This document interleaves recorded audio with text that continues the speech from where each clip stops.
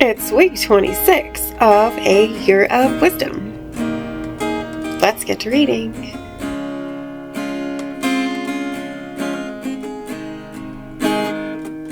Day 182. Job 1. There was a man in the land of Uz whose name was Job, and that man was pure and upright, one who feared God and turned away from evil. 7 sons and 3 daughters were born to him. His possessions included 7,000 sheep, 3,000 camels, 500 yoke of oxen, and 500 female donkeys. In addition, he had a very great household. Thus he was the greatest of all the people in the East. Now his sons used to go and hold a feast in the house of each one in turn, and they would send and invite their 3 sisters to eat and to drink with them. When the days of their feasting were finished, Job would send for them and sanctify them. He would get up early in the morning and offer burnt offerings according to the number of them all. For Job thought, "Perhaps my children have sinned and cursed God in their hearts." This was Job's customary practice.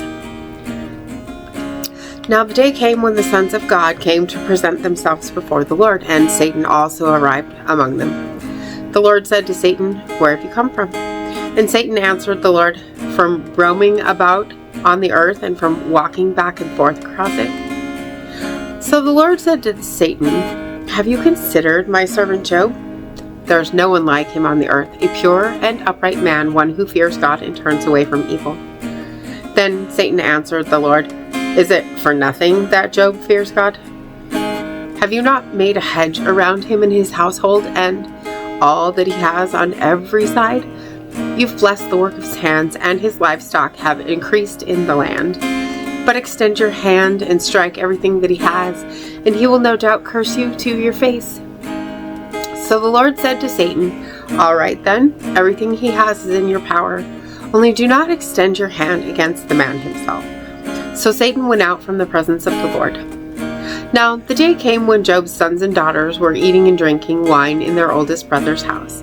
And a messenger came to Job saying, "The oxen were plowing and the donkeys were grazing beside them, and the Sabaeans swooped down and carried them all away, and they killed the servants with the sword. And I alone escaped to tell you." While this one was still speaking, another messenger arrived and said, "The fire of God has fallen from heaven and has burned up the sheep and the servants. It has consumed them. And only I alone, escaped to tell you." While this one was still speaking, another messenger arrived and said, "The Chaldeans formed 3 bands and made a raid on the camels and carried them all away, and they killed the servants with the sword. And only I alone, escaped to tell you." While this one was still speaking, another messenger arrived and said, "Your sons and daughters were eating and drinking wine in their oldest brother's house, and suddenly a great wind swept across the wilderness and struck the corners of the house, and it fell on the young people and they died. And only I alone, escaped to tell you." Then Job got up, tore his robe, he shaved his head, and then he threw himself down with his face to the ground. He said, "Naked I came from my mother's womb, and naked I will return.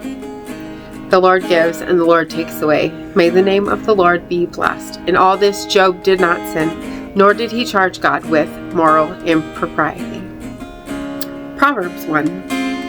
The Proverbs of Solomon, son of David, king of Israel.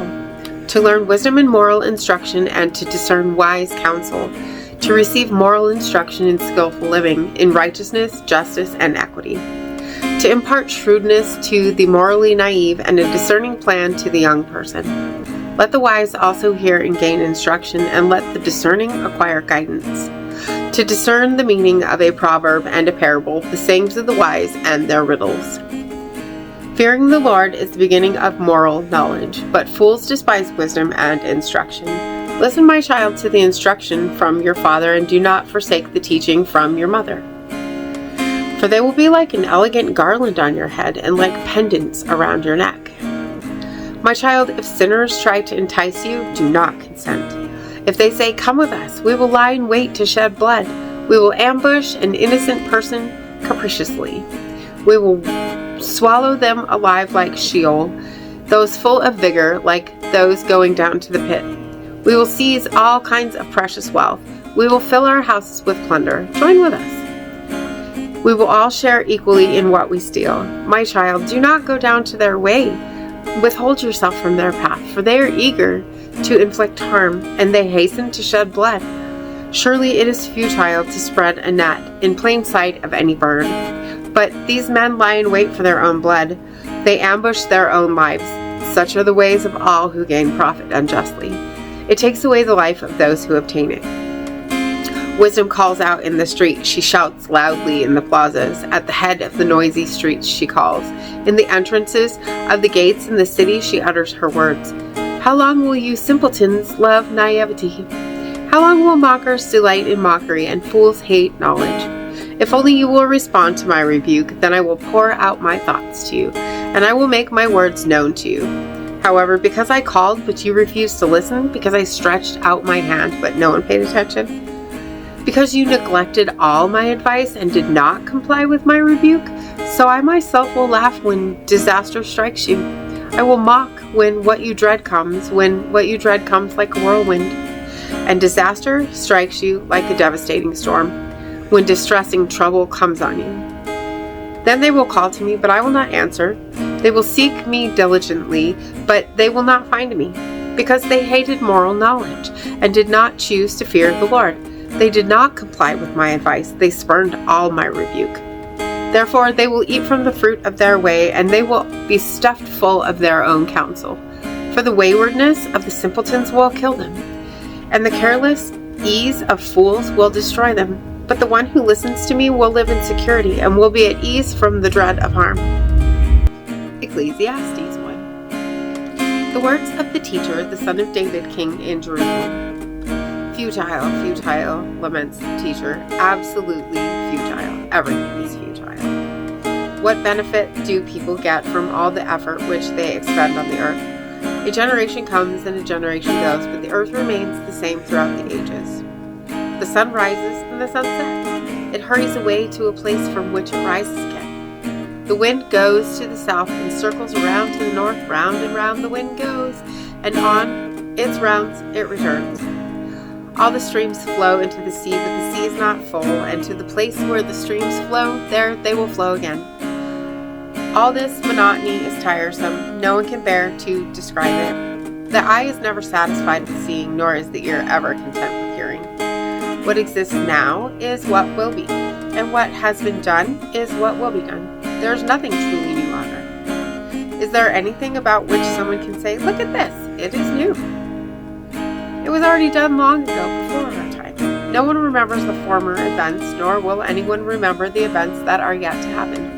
They will not be remembered by the future generations. I, the teacher, have been king over Israel in Jerusalem.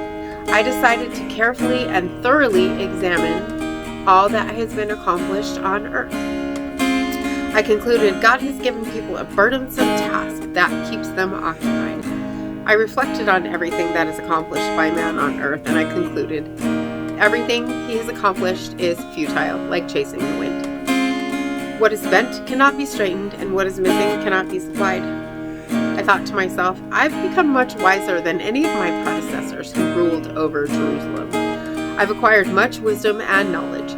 So I decided to discern the benefit of wisdom and knowledge over foolish behavior and ideas. However, I concluded that even this endeavor is like trying to chase the wind. For with great wisdom comes great frustration. Whoever increases his knowledge merely increases his heartache. And as always, thank you so much for being here today. If you haven't already, hit that subscribe button right there and click the bell for notifications. Hit that like button for me if you would. And I will see you tomorrow. Maranatha. Standing at the crossroads, I'm lost without a clue. I need a big pink neon sign to show me what to do. I thank you, Lord. It glorifies you when you're the only answer. I praise you, Lord, for holding what's too much for me. And I'm amazed by you, Lord, because nothing's too big and nothing's too small to lay at your feet.